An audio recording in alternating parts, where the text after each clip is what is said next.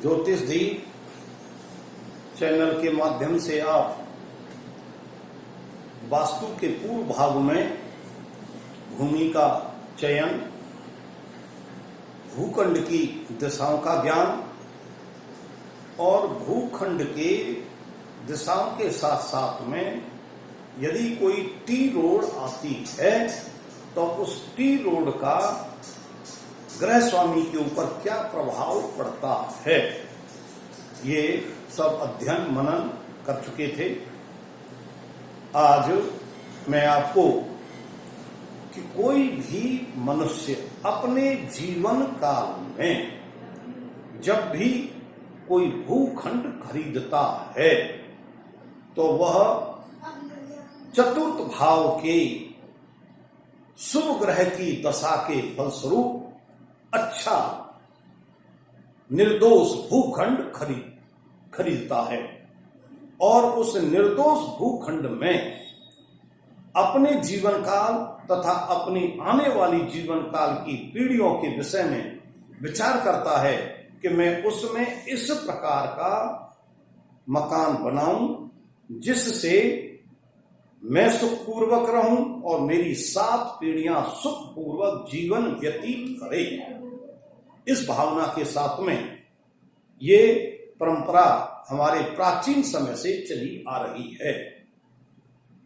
इस प्राचीन परंपरा या प्राचीन मानसिकता का हमारे ऋषि मुनियों ने अपने हृदय में बड़ा मनन किया, अध्ययन किया, चिंतन किया और जातकों के भावी जीवन के लिए कुछ सूत्र, कुछ सिद्धांत स्थापित किए, जिनके आधार पर यदि कोई मानव अपनी आवश्यकताओं के अनुसार किसी निर्दोष श्रेष्ठ भूखंड को खरीद करके और फिर उसमें आवास बनाता है तो इन सिद्धांतों का या इन तथ्यों का ध्यान में रखना बहुत ही आवश्यक है।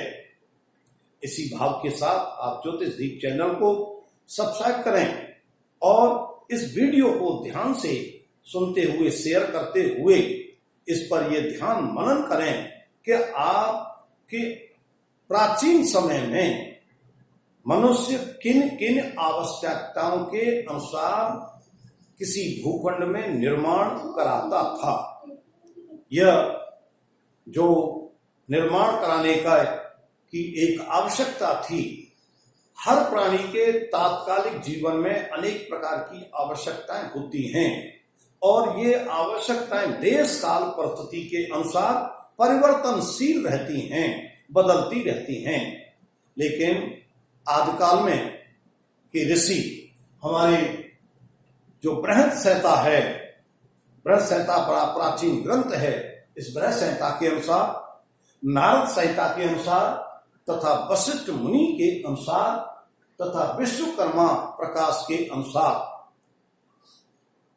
उस समय जितने भी जातक होते थे प्राचीन समय में, उनकी एक आवश्यकता होती थी, एक मानसिक विचारधारा होती थी कि वो किसी भूखंड को, श्रेष्ठ भूखंड को खरीदें जिसमें किसी प्रकार का कोई दोष नहीं हो और उन निर्दोष भूमि में वहां वो आवश्यकता के अनुसार, परिवार की आवश्यकता के अनुसार वह उसमें अपना मकान, घर बनावे।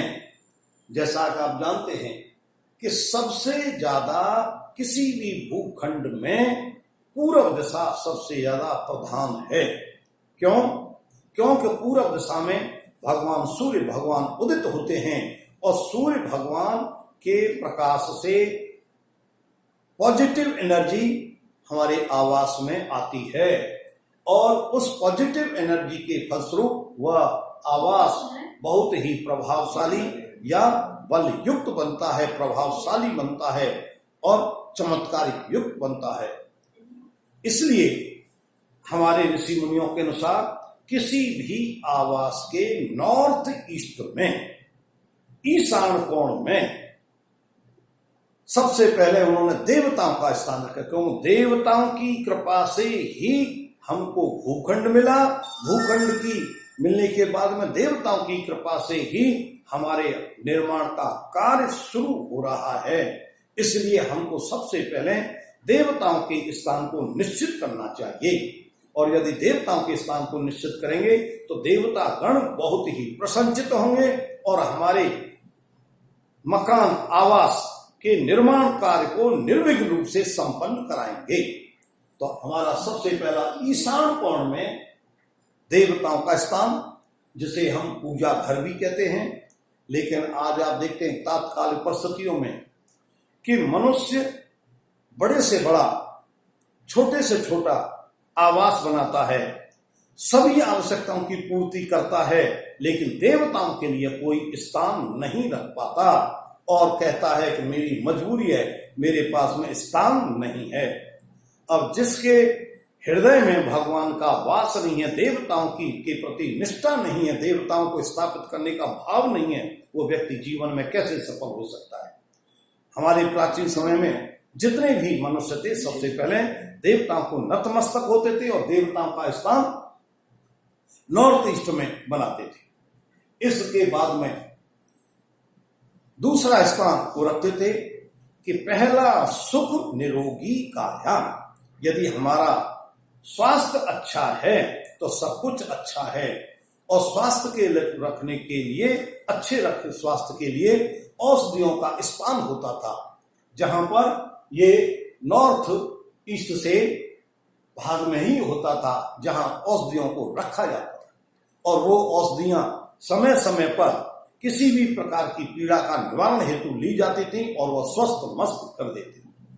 इसके साथ में नॉर्थ में प्रत्येक मनुष्य अपने जीवन को चलाने के लिए, अर्थात एक वर्ष के पूरे कार्यकाल के लिए हमारी जो फसलें होती हैं 6-6 महीने बाद होती हैं, और उनसे हर 6 महीने में जो फसल होती है, गेहूं होते हैं, ज्वार बाजरा मक्का होता है, तो हर 6 महीने में उन अनाज को खाने के लिए, सुरक्षित रखने के लिए एक स्थान होता था भंडार, जहां अनाज को स्टोरेज किया जाता था, और वो लगातार चलता रहता था। इसलिए बुजुर्गों का आशीर्वाद हो तो धन धान्य पूर्ण आशीर्वाद देते थे कि आप धन धान्य पूर्ण रहो, आपके घर में अनाज का भंडार रहे। और वह अनाज का भंडार रहता था तो मनुष्य या पूरा परिवार बहुत ही प्रसन्नचित, भोजन की समुचित व्यवस्था से रहता था, उसको भोजन की कोई चिंता नहीं रहती थी। और इस स्थान पर यदि भंडार रखा जाता था अनाज का, तो उस अनाज में किसी भी प्रकार के कीड़े मकोड़े या अन्य प्रकार के जीव जंतु नहीं पड़ते थे, वह अनाज सुरक्षित रहता था। ये नॉर्थ मध्य में होता था। इसके बाद में फिर एक स्थान होता था, संसार को वंश की वृद्धि के लिए एक स्थान बनाया जाता था, जिसे रति ग्रह कहा जाता था। आज वही रति ग्रह जो है आज अतिथि के रूप में बदल गया, गेस्ट हाउस। जब भी कोई अतिथि आते हैं तो हम इस स्थान पर रखते हैं। आप जानते हैं कि अतिथि देवो भव, अतिथि देवता के समान होता है, और देवता की और अतिथि की हमको मान सम्मान पूजा करनी चाहिए। लेकिन अतिथि कौन सा अच्छा रहता है? जो 1 या 2 दिन रुके, वह अतिथि श्रेष्ठ है। यदि कोई अतिथि 1-2 महीना या साल 2 साल रुके तो वो श्रेष्ठ नहीं होता। ये स्थान ऐसा है कि यदि इस स्थान पर अतिथि को रोका जाएगा तो वो अल्प समय रुक करके अपनी आवश्यकता और आपकी आवश्यकताओं को पूर्ति करता हुआ वो अपने गंतव्य स्थान पर चला जाएगा। इसके बाद में नॉर्थ वेस्ट में हमारे जितने भी प्राचीन समय में मनुष्य हुआ करते थे, वे मानव सभी अपने दैनिक कार्यों को पूरा करने के लिए पशु जानवरों को पालते थे। गायों से दूध प्राप्त होता था, गायों से बछड़े प्राप्त होते थे, बछड़ों से खेती का कार्य किया जाता था। इसी प्रकार से गाय भैंस अन्य प्रकार के जानवर अथवा जो है ऊंट इस प्रकार के रखते थे और उनसे अपने दैनिक जीवन के कार्यों को पूरा करते थे। इन जानवरों को इनको रखने के लिए नॉर्थ वेस्ट स्थान होता था जहां पर ये उपयोगी जानवर हुआ करते थे और इनके स्थान पर आज ये नॉर्थ वेस्ट जो है, जो घर की कन्या शादी योग्य हो गई है उस कन्या को इस नॉर्थ वेस्ट में रखा जाता है, जिससे उसका विवाह जल्दी हो जाता है और वह अपने घर चली जाती है और उससे उसका कल्याण होता है। इसके बाद में इसी नॉर्थ वेस्ट से वेस्ट की तरफ एक भाग होता है जहां रोदन का एक कोप भवन होता था। जैसा कि आपने महाभारत में देखा कि कैकेयी राजा दशरथ ने कोप भवन बनाया था और राजा दशरथ की पत्नी कैकेयी जब उस कोप भवन में गई तो देखते ही पता लग जाता था कि ये क्रोधित हैं। इसीलिए इसी तरह से त्रेता युग में राजा दशरथ चक्रवर्ती सम्राट राजा दशरथ हुए, उनके पुत्र 4 पुत्र पैदा हुए और राजा दशरथ के 3 पत्नियां थीं और उन तीनों पत्नियों में कैकेयी सबसे ज्यादा राजा दशरथ की प्रिय पत्नी थी। लेकिन राजा दशरथ ने जब ये चतुर्साल ये बनाया घर तो उसमें एक कोप भवन भी बनाया था और उसी कोप भवन में कैकेयी जब भगवान राम को वनवास देने के लिए प्रस्ताव रखती है तो उससे पहले कोप भवन में जाती है और कोप भवन की सूचना सुनते ही राजा दशरथ चिंतित हो जाते हैं कि कोई न कोई विशेष कारण है। इसी प्रकार से महाभारत काल में भी ये कोप भवन बनाया जाता था। इससे पहले भी सतयुग में भी कोप भवन की स्थापना होती थी। जो शिव पुराण में आप पढ़ते हैं कि जब जब पार्वती किसी भी प्रकार से भगवान शिव से नाराज होती थी, रुष्ट होती थी तो अपने कोप भवन में चली जाती थी। वही परंपरा आज धीरे धीरे चली आ रही है और चलते चलते यह कोप भवन आज लुप्त हो चुका है। इस स्थान पर हमारे आधुनिक युग में जो इस कोप भवन के स्थान पर अतिथि गृह बना देते हैं। अतिथि आता है और थोड़े समय रुकता है, क्रोधित होता है और अपने स्थान को चला जाता है। इसी प्रकार से इस के बाद में वेस्ट में भोजन गृह, जहां व्यक्ति बड़े संतुष्ट होकर के, प्रसन्नचित होकर के भोजन की प्रक्रिया पूरा करता है, जिससे उसकी भोजन की प्रक्रिया के फलस्वरूप उसकी पाचन शक्ति बहुत अच्छी रहती है और पाचन शक्ति के फलस्वरूप उसके शारीरिक पुष्टि, शारीरिक स्वास्थ्य बहुत अच्छा रहता है इस स्थान पर भोजन करने से। इसके बाद में जो साउथ वेस्ट का भाग आता है, ये विद्या अभ्यास के लिए आता है। घर के अंदर जितने भी किशोरावस्था के या युवावस्था के बच्चे होते हैं वो पढ़ाई लिखाई का काम करते हैं, विद्या अभ्यास करते हैं। उनके लिए विद्या अभ्यास के लिए इस स्थान को बनाया जाता था, जिसमें वो अध्ययन करते थे और बहुत श्रेष्ठ विद्या प्राप्त करते थे।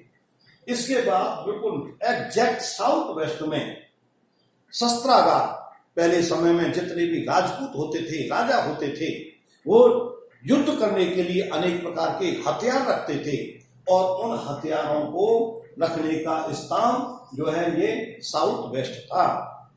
आज ये हथियार हमारी सरकार रखती है और सरकार के अंडर में शस्त्रागार बनाए जाते हैं जहां वास्तु का उपयोग किया जाता है। लेकिन आवास में यही स्थान अब शस्त्रागार के स्थान पर घर में किसी भी प्रकार का कोई व्यक्ति व्यापार बिजनेस करता है और उससे संबंध कोई भी मशीनरी है तो इस स्थान पर रखी जाती है, अथवा वहां मशीनरी से संबंधित जितने भी कल पुर्जे, मशीनों के पुर्जे हैं उनको रखा जाता है, औजारों को रखा जाता है।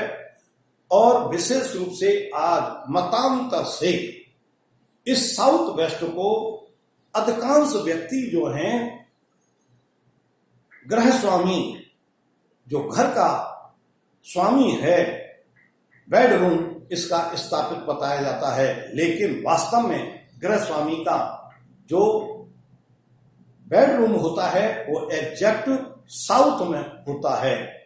इस विषय में हम आगे चर्चा करेंगे। इसके इसी मुख्य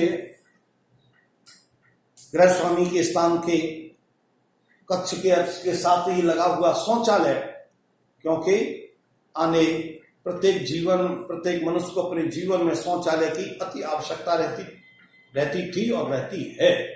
यदि शौचालय इस कक्ष के निकट होगा या कक्ष से संबंधित होगा, अटैच होगा, तो गृह स्वामी को सुविधा और सुलभता रहेगी।